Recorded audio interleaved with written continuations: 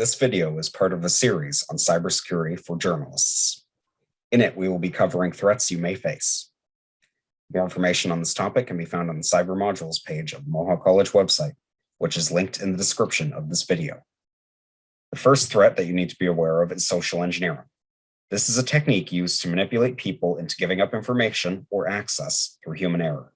Criminals mainly use social engineering to gain access to sensitive information, including personal, confidential, and financial information.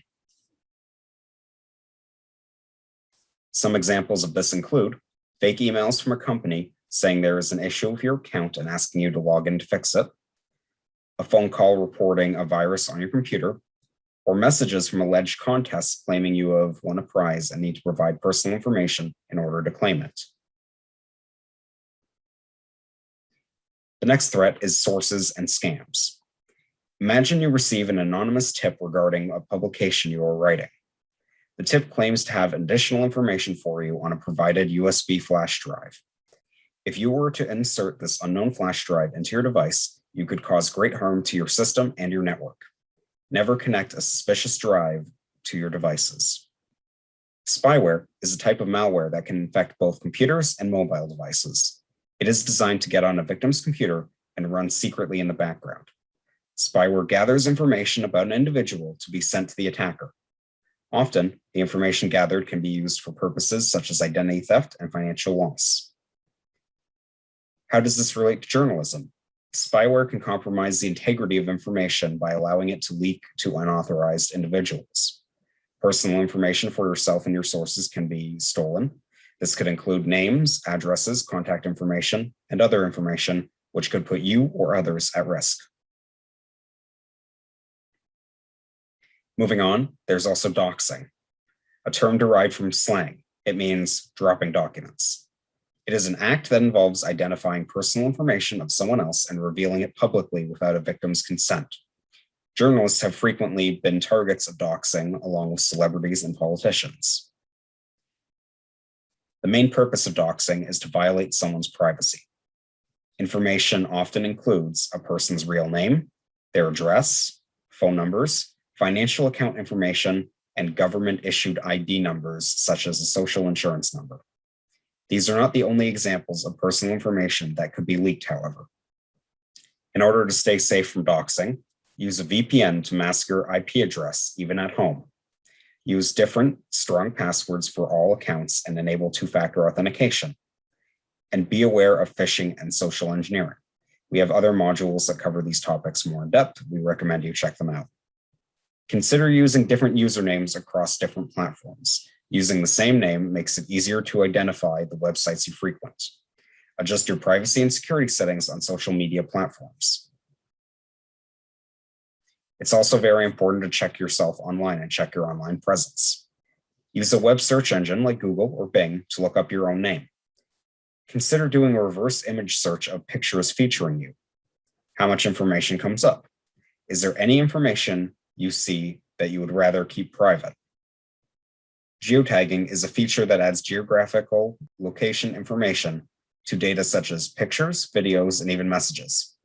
For example, if you post a picture on Facebook, you have the option to tag your location. The built-in GPS on devices such as smartphones is what allows for data to be geotagged. Location data can range from a general area to specific addresses. This could potentially reveal the home address of a journalist or their source. It is important to check the metadata of digital photos, as sometimes they may contain GPS information. It is also highly encouraged that you disable geotagging features to better increase your security. Another major threat is hidden listening and recording devices. Security threats in physical spaces exist. These can potentially be set up in your home, hotel room, Airbnb, office, and more. Potential threats could include hidden objects such as cameras, microphones, and other tools. The process of looking for cameras and listening devices is called bug sweeping. To do this, carefully look around at your surroundings. If it is an area that you are familiar with, check if anything new or out of place is in the area. Monitor your wireless network to see if there are any unknown devices connected to it. And check outlets and follow wires to determine if anything is being sourced for power that would not normally be there. You can also use RF devices. To do this, turn off all your wireless devices, including your wireless network. Use an RF or radio frequency detector to scan for transmitters. You can sweep a room by slowly moving the device around a room. Signals vary depending on how close you are to an object that is broadcasting a signal. White noise machines can help act as an audio jammer to recording bugs. You can also get white noise applications for your smartphone to accomplish this as well. Night vision cameras can be swept for using an infrared scanner. Android and iOS devices have apps that can use your smartphone's flashlight to scan for a camera. These are only tips, and we cannot guarantee that these will completely identify all devices should you be in a situation involving them. Another threat is public Wi-Fi. Public Wi-Fi is a completely unsecured network. Connecting to a public hotspot makes your device visible to other devices on the same network, which can introduce a variety of security risks. Do not enter any confidential information while on a public network. Another device on the same network could potentially intercept the information. If you need to connect to a public hotspot, use a VPN or virtual private network.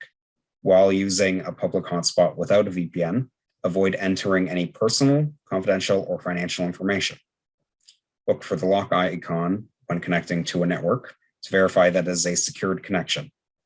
Avoid unlocked networks. We would like to thank the Canadian Internet Registration Authority for giving us the opportunity to bring in this content. These modules have been created as part of a CIRA Community Investment Program grant intended to improve cybersecurity literacy and ensure that every Canadian has access to the information and best practices to avoid being hacked.